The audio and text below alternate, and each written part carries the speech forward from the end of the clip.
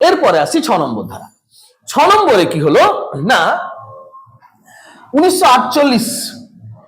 এখন এই 6 নম্বর ধারাটা কেন বানানো হলো খুব ভালো করে বুঝি। 6 নম্বর এবং 7 নম্বর আজকের জন্য নয়।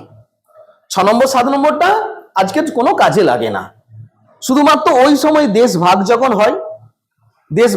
হয়, ভাগ হওয়ার পরে কেউ ভারত থেকে পাকিস্তান গেল, কেউ পাকিস্তান থেকে ভারতে এলো, তখন তাদেরকে কি করবে? যেমন ধরো আমাদের ভারতবর্ষে বাংলাদেশ থেকে হচ্ছে, এদিকে কি হচ্ছে, ভিড় ভিড় করে লোক পটলা পুলটি বেঁধে নিয়ে সব আসছে, আবার ওদিক থেকে পাকিস্তান থেকে পটলা পুলটি সব বেঁধে নিয়ে আসছে, হ্যাঁ কি না?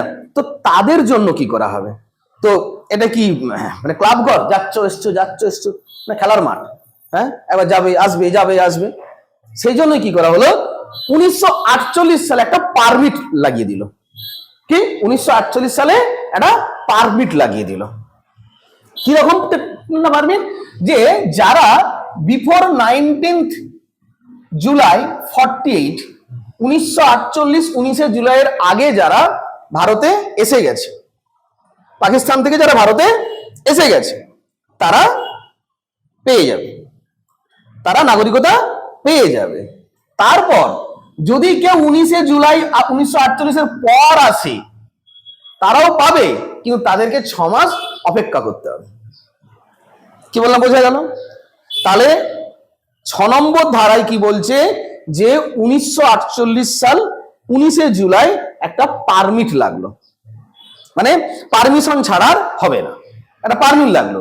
যদি তার আগে কেউ ঢুকে যায় ভারতবর্ষে, কি বলা বুঝছো? মানে 19শে জুলাইয়ের আগে কেউ ধরো টুক করে ভারতের বর্ডারে এসে পৌঁছে গেছে, তার মানে সে যাক নাগরিকতা পেয়ে গেল, কোনো চাপ নেই। কিন্তু একজন বলছে 19শে জুলাই পরে এই যাবো কালকে আমি, এসো, কোনো সমস্যা নেই, আসতেই পারো, তো তোমাকে 6 মাস অপেক্ষা করতে হবে। ক্লিয়ার? বোঝা গেল? তো এই যে বলছে যে 6 মান্থ ওয়েটিং, অর্থাৎ এই 19শে জুলাই যখন 1948 সালে পারমিটটা লাগে, তার আগে যে এসে গেছে সে নাগরিকতা পাবে, যদি তার পরে আসে তাকে 6 মাস অপেক্ষা করতে হবে। ক্লিয়ার?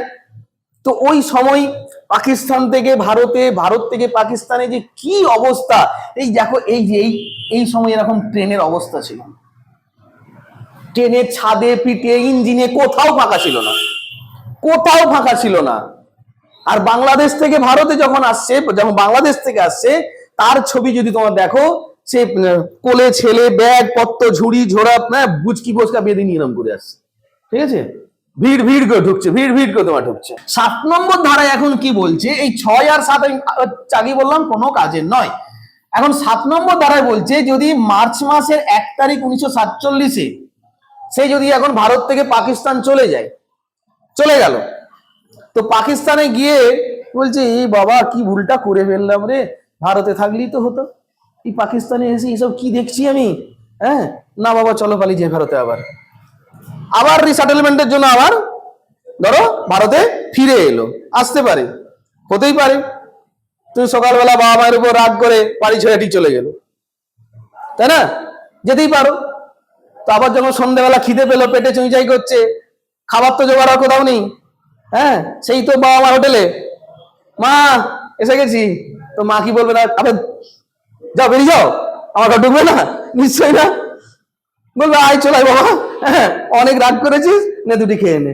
তো ঠিক সেরকম যদি কেউ ভারতের উপর রাগ করে পাকিস্তান চলেও যায়, গিয়ে যখন আফসোস করছে কোথায় এসে ঠিক পড়েছি রে বাবা, সে বলে আমি আবার যাবো ফিরে, তখন ভারত বলছে এসো, তুমি কোনো সমস্যা নেই, এসো, আসতে পারো, তোমার কিন্তু 6 মাস অপেক্ষা করতে হবে। দাঁড়াও, আগে 6 মাস অপেক্ষা করো, তুমি 6 মাস অপেক্ষা করতে পারো, তবেই তোমাকে আমি নাগরিকতা দেব। তাহলে ওই 6 নম্বর এবং 7 নম্বর আমি কি বললাম, ওই শুধুমাত্র ওই সময়ে উদ্বাস্তু যে সমস্যা, পাকিস্তান থেকে ভারত আসছে, ভারত থেকে পাকিস্তানে যাচ্ছে, এই করছে, তো ওইটাকে সেটেলমেন্ট করার জন্য এই 6 নম্বর 7 নম্বর বানানো হয়েছিল। ক্লিয়ার? এবার আসছি 8 নম্বরে। 8 নম্বরে কি